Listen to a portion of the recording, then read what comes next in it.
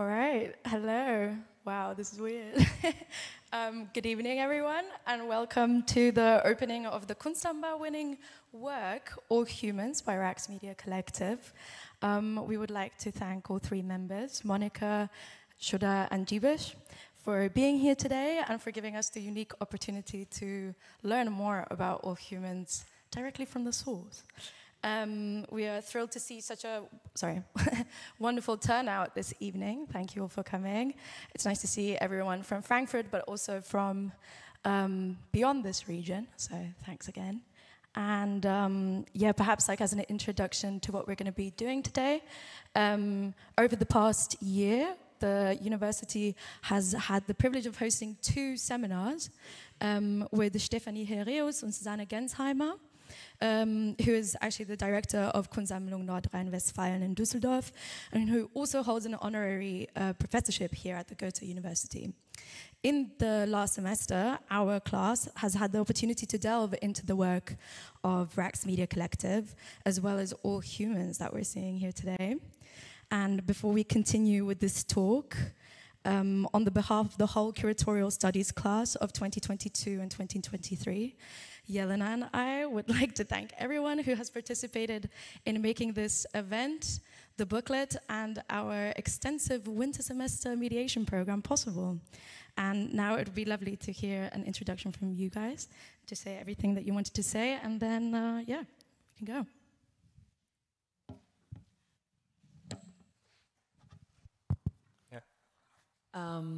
Thank you. I think everything we wanted to say in a profound sort of way is outside and in the library, so maybe I shouldn't say that much more. But it's, I just wanted to begin by thanking you all for inviting us to be here in this conversation with the entire team, actually. I've had the joy of coming once before and speaking to some of you.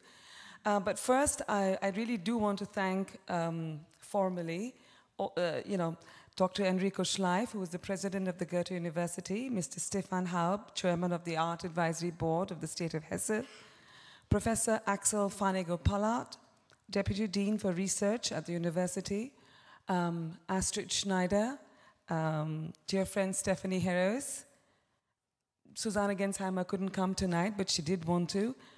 All of you all, students and faculty of the Goethe, of this wonderful building, but also everyone else in the university. Now, the thanks of another kind, our colleagues at the Raqs studio, Mumal and Shamsher Ali, who are both here, and Rajan Singh, who is not. Our collaborators, Giacomo Callisti, and architectural collaborators on the project, Giacomo Callisti and Palak Junjunwala, who have come down from London, from Beyond Design. And of course, Marcus Berger and Francisco L. Singh from Satis and Phi and Lang, who are from Frankfurt. And all the other friends whom I'm not going to thank. But thank you so much for everything that has helped this 2-year journey to culminate in tonight. And it's been ups and downs, but right now it feels incredible. I just do want to say that a couple of words on the idea of language itself. As we all know, it is present. It is present in our consciousness. It is present in, well, everything that we do, like salt dissolved in oceans. But what is, of course, interesting is that its cadences, its intimacies, its variation in scale, all of these, part of our thought, feeling, and sensation, are at some fundamental level chain reactions of rapid electrochemical impulses, cascading across synapses. And it is this electrical impulse that animates several of our works with language, and All Humans stands in front of you architectonically to invite you to think and shelter under electricity. So the electricity of language and the electricity of material, as it were, that is part of the work. So thank you again. Great, thank you. Good evening, everyone. Maybe for the first questions, we would like to know, when did the conception of All Humans begin? Was there something that initiated the process? Was it a text or maybe an event or something similar?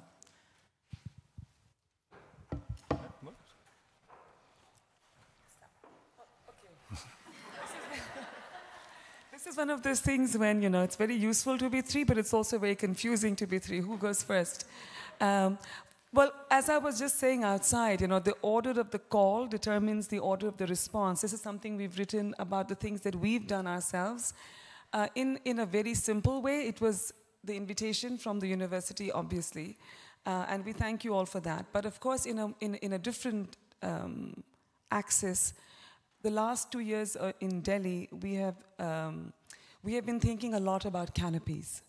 And the Shamiana, as it is known, and the fact that there have been many events on the streets of New Delhi. This is part of our growing up, to have these canopies. These are temporary constructions made of fabric under which people gather to mourn, but to express joy, to get together for whatever reason it might be. But in the last 2 years, it's also been about protest in New Delhi. We've had protests on the streets where people have, women especially, led the protests in Shaheen Bagh, which was in the winter of 2020. It started then against certain changes in law by the government of India that wanted people to prove that they could be citizens, or they were citizens. But of course, there's implications of that. When you have to prove who you are to the state, you cannot assume yourself citizen, you have to enact it, you have to describe yourself, which means that you're always under suspicion. That means you're always being looked at in a different way by the state, and especially if you come from certain communities, especially if you're Muslim, for example. And those protests, which began in the winter of 2020, the canopies, the shamianas, the tents, were under which people sat down and did not leave. They sat for months, and around them, thousands of people got together over days and nights, and there was song and there was speech, and then COVID. And even in COVID, there was another series of protests made by farmers against the fact that there was going to be a certain, to put it very broadly, like a privatization of how food would be acquired from farmers.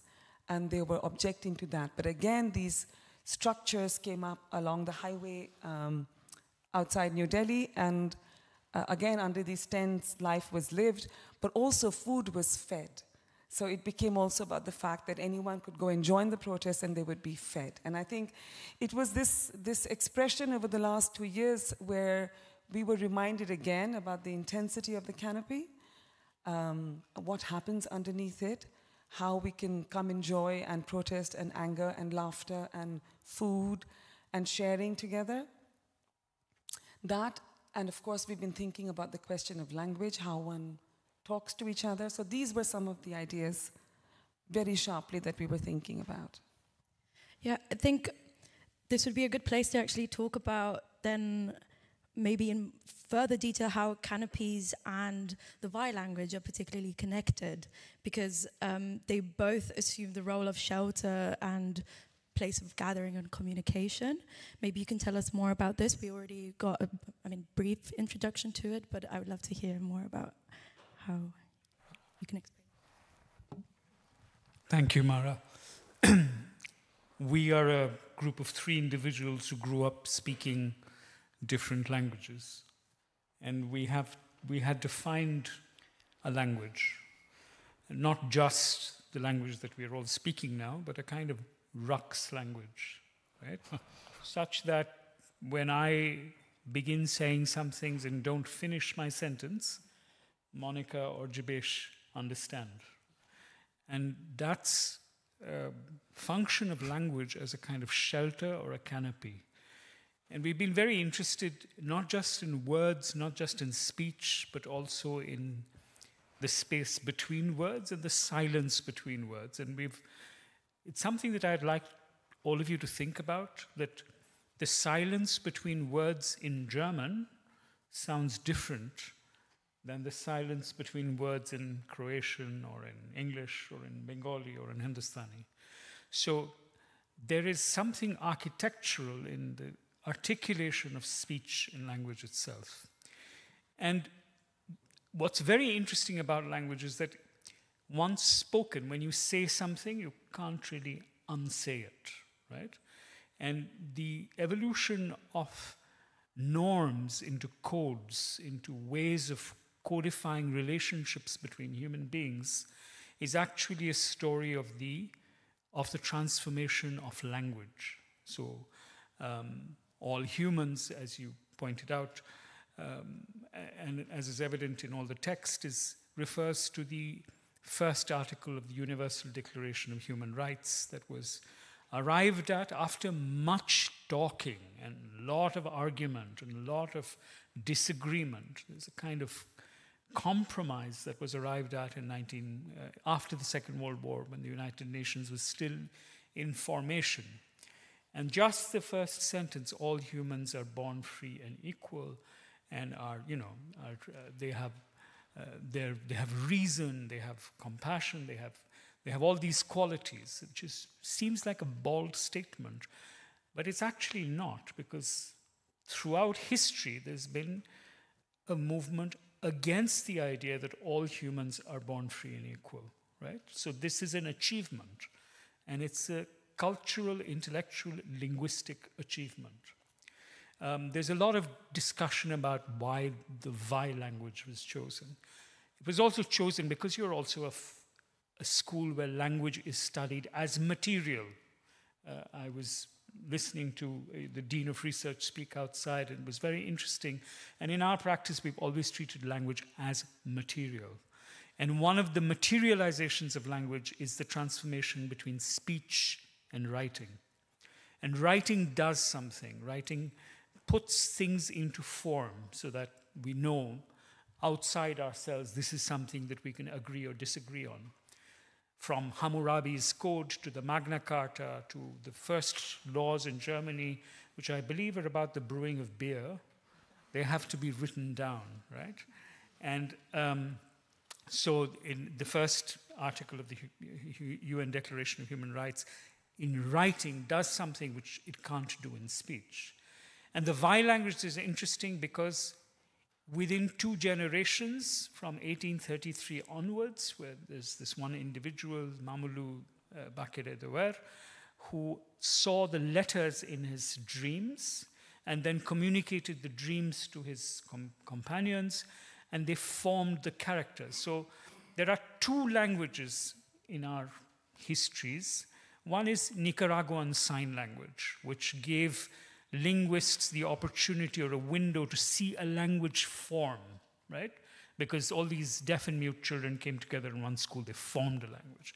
And the second is Vai, because you could trace the evolution of writing, which may have taken hundreds and thousands of years in other cultures, was compressed into 2.5 generations. So linguists and historians of language could see, this is how written language is formed. So it gives us a clue and a kind of experimental confirmation about how language acquires its written form. And without acquiring its written form, it cannot be law. And that's perhaps why the Vai language, why Vai. Great. You also mentioned the Universal Declaration of Human Rights. We were also curious, where does it find itself between the symbols of shelter and resistance? And it is also projected on the screens of the installations. So maybe. So this idea of the humanity or human is something that is called upon at all times. You know, it's something that you always, as human beings, we always fall short of it.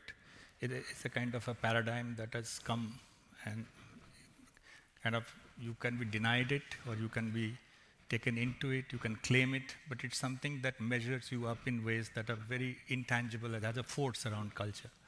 So, but if this work, one of the important things is that you cannot actually read it.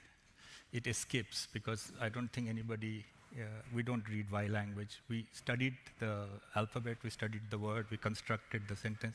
So fundamentally it is unreadable. So, you know, like we grew up in this culture in Harappa and Mohenjo-daro is one of the oldest civilization. Their words are still not decipherable. So we read a culture which is supposed to be our ancestors, our very important ancestor, because they developed a very complex sewage system and we forgot it later. So it's a very important ancestor. But the thing is, we don't know what they thought, but we know what they did. But so this basic intranslatability of life, like you cannot understand fully, but you know it is you. It is your self there. That is what this work is also trying to do, that you are actually in between knowing and unknowing, between curiosity and then a step towards how do you act on your curiosity. So the why language, writing the Article 1, and Article 1 is very interesting because it's an intangible thing. It says everybody carries conscience and dignity. And if you know the world, every time, it's the conscience and the dignity that puts us in all kinds of quandary and intellectual quandaries. So in that sense, it is something that is the most basic statement, but it is something that is also unreadable on a daily living basis. So that's why this work does that combination. I need some water. I also need some water.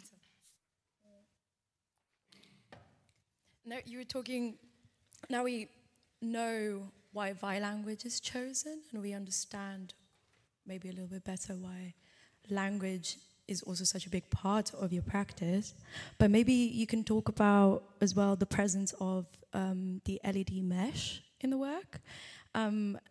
Maybe you could explain how you came about to using this material, and perhaps how do you decide on the physical body of your works?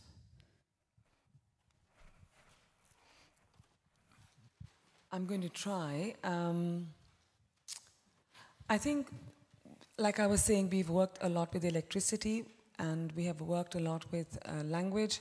But I think what is really interesting for an artist, our kind of practice is driven by what is shared between us, right? And what is shared between us is a constantly changing, malleable thing.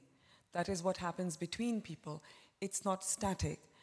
You know and you do not know. And I think this question of how does one acknowledge that something is simultaneously steady, because you need to trust in it, but at the same time is elastic and porous and allows for change and for different kinds of flows of feeling and different encounters to take place.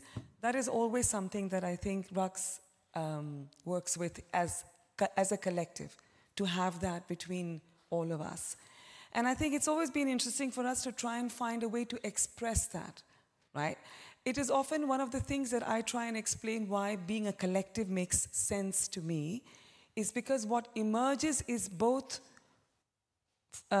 steady and fluid. And that, I think, is one of the reasons one is always trying to find materials that help you do that. And so when we were imagining what we could do here, I talked about canopies and the fact that that which is shared, again, that which is shared, that which is temporally not like permanent and yet permits permanence, right? It has contradiction within it. And contradiction is what allows you to exceed yourself and, like Jeebesh was saying, have an ambition to become human, perhaps, right? And it is this capacity to exceed yourself that is what really inspires us a lot of the time. Metaphorically, of course, sometimes in other ways too. But I think this is why we were trying to find the right material for this work, to find a canopy that would give you a sense of shelter, but also electrify you, to quite literally. So, and this is what artists sometimes do. They take an idea and they take it to a literal kind of extension where it becomes different and alien and new.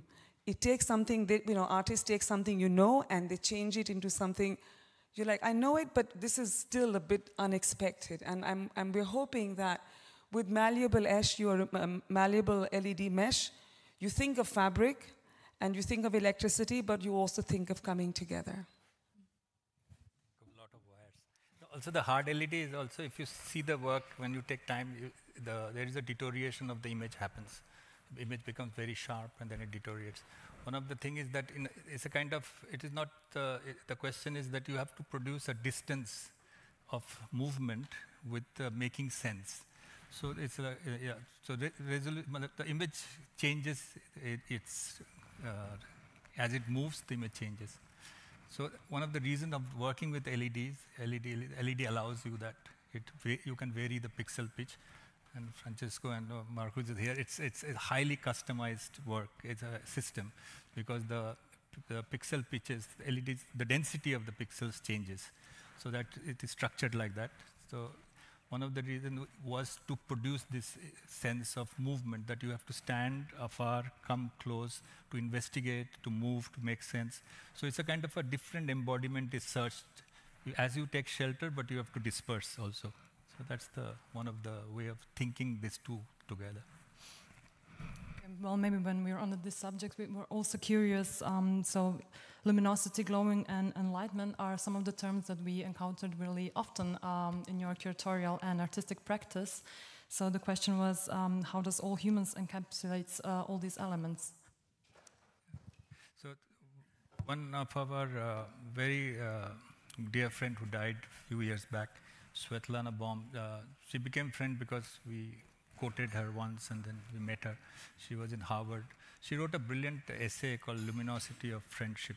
And her argument was that there is a way of thinking about friendship is through luminosity rather than enlightenment, rather than a very large awareness of each other, but through a very luminosity that allows you to appreciate shades, kind of going dark, coming into flicker, some kind of a sensibility of light which has darkness to light as a play. So, and we have thought that question over a period of time, and one of our big curatorial work was based on the idea of luminosity. The idea was that luminosity is something that can bring us together, but also shade us in different ways. So one is to come together, but one is also to appreciate the multiplicity of shades that when we come together happens. So luminosity allows that space. So that's one reason, but they will have very different reading. Yeah, I mean, I noticed there's an interesting discussion of the term enlightenment in the booklet that you have all made, and whether it has a specific cultural history or not. One of the interesting things about the way we research these questions is always to look for what people don't take for granted and try and turn the question around. So is the Enlightenment a completely European construction, or are there other histories, traditions of experience that feed into it? A philosopher that we've been reading for a while now is a German philosopher, but who was African in the 18th century, Anton Wilhelm Amo. And he is a near contemporary of Immanuel Kant and wrote this incredible book called On the Impassivity of the Human Mind in 1734. And then in 1738, he writes another book saying, On the Virtue of Philosophizing Soberly and Clearly. And these are interesting books. For the first one is written in Latin, because they are actually trying to create pure categories of thinking. What is the human mind? What is activity? What is mental activity? What is being passive? So we tend to assume and take for granted the idea that ideas of the Enlightenment have specific cultural origins. Some of them do, but not all. And that's why it is always interesting to complicate the identification of universal claims with specific cultural histories. So why should a collective based in Delhi in South Asia think about a West African language to consider its iteration of the Universal Declaration of Human Rights? It's precisely to complicate this question of what the word all means and what the word humans mean, and what happens when you put them together with a comma in between. And even this humans has a very interesting history. When the Universal Declaration of Human Rights was being framed, there was a lot of discussion because the initial draft said, surprise, surprise, all men are born free and equal, right? The Declaration of the Rights of Man and Citizen does it. In the French Revolution, the American Declaration of Independence does it. All men are born free and equal. And there was an objection from an Indian consultative delegate, she was not even a member of the framing commission, an early feminist called Hansa Mehta, who said, what does it mean, all men? All humans are not men. And then she was told, well, all men includes all women. So she said, why don't you phrase it all women? Because all men come from some women. And then there was a bit of a to and fro, and a compromise was suggested which said all humans. And I think it makes a huge difference. Who is a human being? Who can speak for human beings?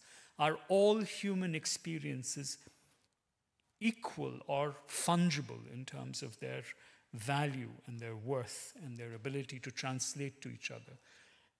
We talked about untranslatability. Of course, all human experiences are not translatable. But the fact that we can say, I don't understand what you're saying. There is one screen in the foyer, right? Which has, where you cannot see the front of the screen because it has its back to the wall. But what you see is the glow more clearly. So what you cannot see sometimes gives you luminosity, right? It may not enlighten you, but it will illuminate you. And that's it. These are the relationships that I think that we are trying to think through in this work. Maybe talking about how luminosity and glowing and enlightenment then come about, maybe you can then each tell us, how do you imagine an encounter with each individual part of the installation, seeing that they're placed in different corners of the building? And perhaps not only like the encounter with one part, but one after another, and maybe perhaps also how do they work together from these different positions, or maybe even against each other? All humans.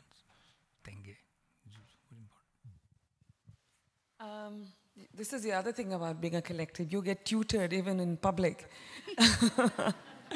No, Jeebesh is just reminding me in case I've forgotten. But again, this question of it may not be immediately translatable to or obvious, but each of the structures of the three sculptures, we call it tripartite. So it's not that I see them as three different things. I see this as one thing in three parts. Right? So in a sense, it's a bit like a collective, but also a bit perhaps like a book, or a bit like a sentence with its clauses. And also the structures of the sculptures, they read letters, actually. So the one in the library reads Zuzu, which is spirit. The one in the foyer, the pillars, they read all and humans. And the one here in the locker, in front of the locker area, it reads equal. So these are taken from the Weiss script and then transmuted so that they become sculptural forms. Do they work against each other? I would be very interested to hear that, if that's what you felt. To me, each of them kind of allows me to feel different kind of affect. When I'm in the library, I feel, at least this is what we were discussing and we were making it, was a sense of soaring, permitting your mind to sort of soar up, quite literally in the place of ideas, but also quite submarine. And to us, the submarine is a place where horizons change, right? When you're underwater, far and near become completely different things. So it seemed very right that inside a place in which you're thinking about, what you could learn, the question of what your horizon is changing and shifting. The locker is much more pulsating. It's much more literally like trying to play with, it's more electric in that sense. It is activating, it is permitting movement. And the canopy, I'm hoping, is permitting a moment of repose in which you look up, but look up to see a forest, to see flowers, to see sunlight passing over a tree's canopy, to see, at one point, a beetle running. Can't resist saying that if any of you've ever read Jules Verne's 20,000 Leagues Under the Sea, It's a great book. The submarine, which is where most of the action is set, captained by Captain Nemo, is also a library. Rather, his library is also a submarine. Maybe we should move to another work you have here in Frankfurt. Oh, yes. Start, or should I? Yeah, go ahead. Okay. So we also know that there's another work by Raqs Media Collective called Untold Intimacy of Digits that was created in 2011, and it is in MMK's permanent collection. So now that you have two works in Frankfurt, one is in a museum's collection and one permanently installed at the Goethe University, do they maybe relate to one another in some way? Yeah. We were thinking about it a lot in the sense of how, firstly, the way that they're placed, how it relates to time. One is permanent and one is always able to change its location, but it also, I mean, what is to us who have done a lot of research over the past semester quite obvious how they deal with the time and temporality as well. It's a very challenging question.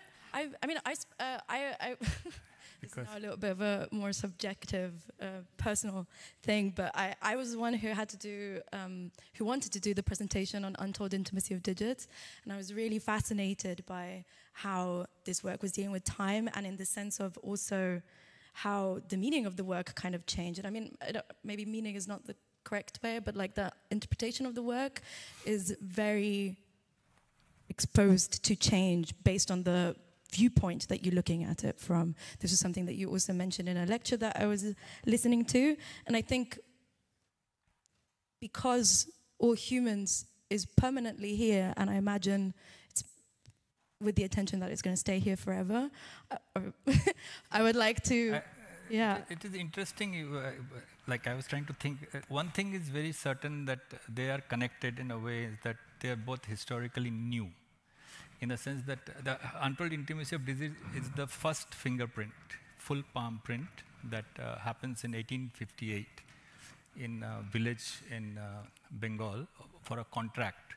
So it becomes then the kind of an image that is studied to produce the idea of fingerprint as a stable identity.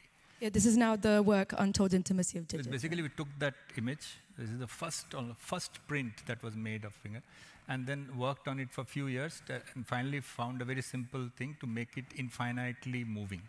So it keeps on counting, and hand count is interesting because you use hand counting in mathematics, music, just simple signaling. So it has the mudra. If you know, mudras are all in hand positions.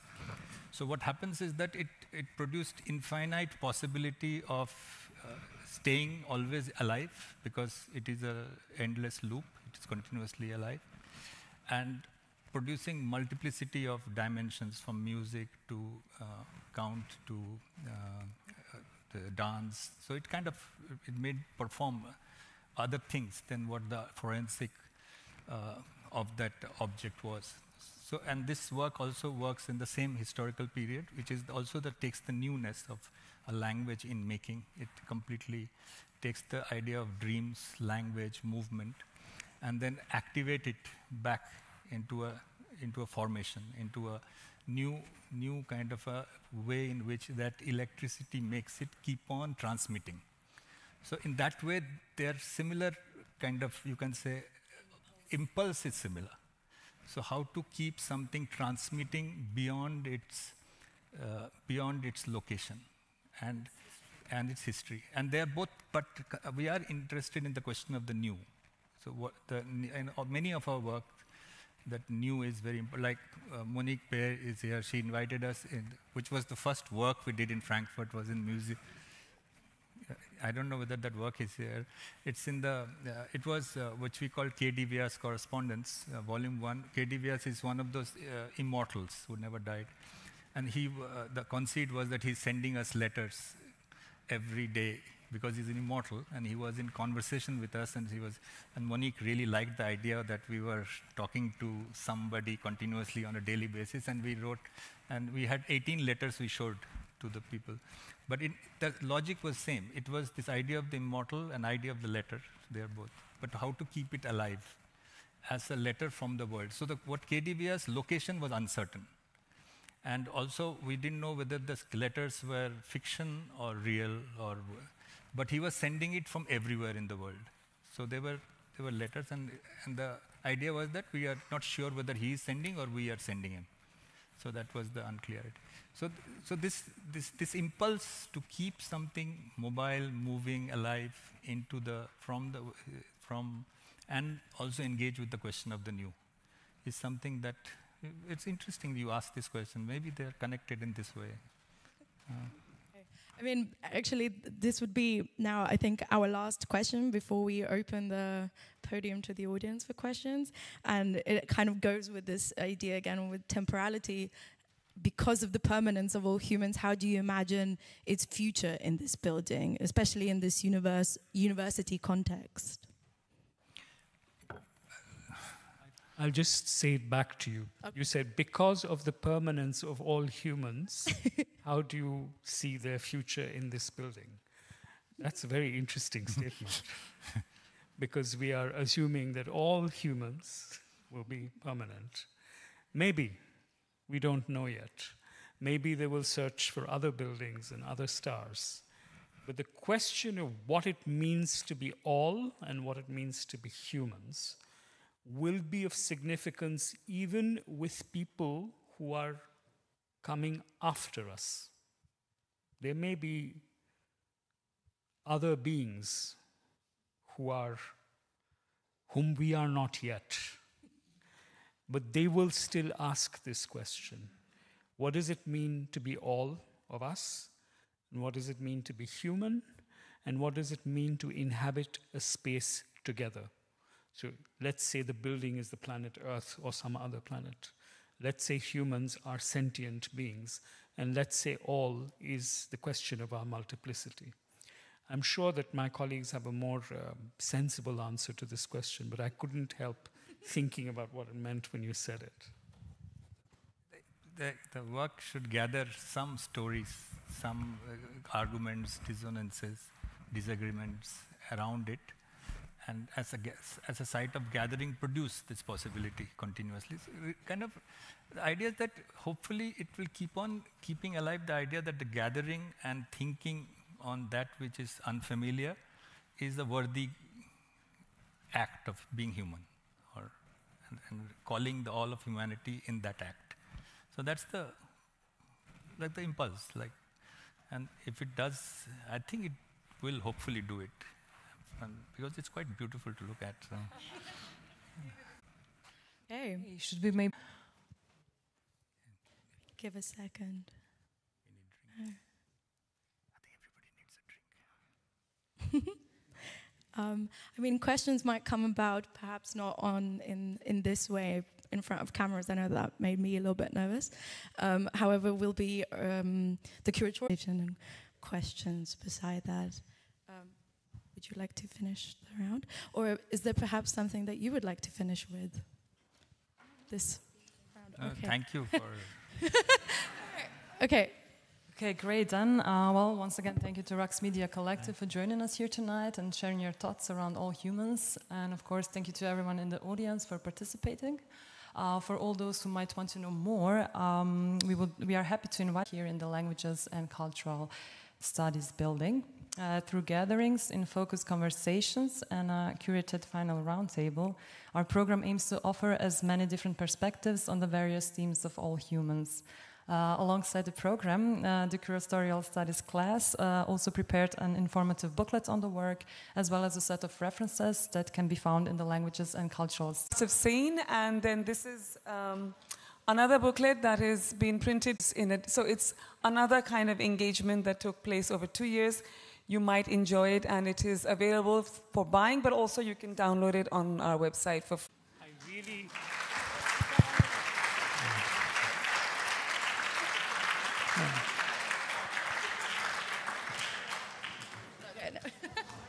What did you want to say? I said I really wanted to appreciate the fact that there's this plain language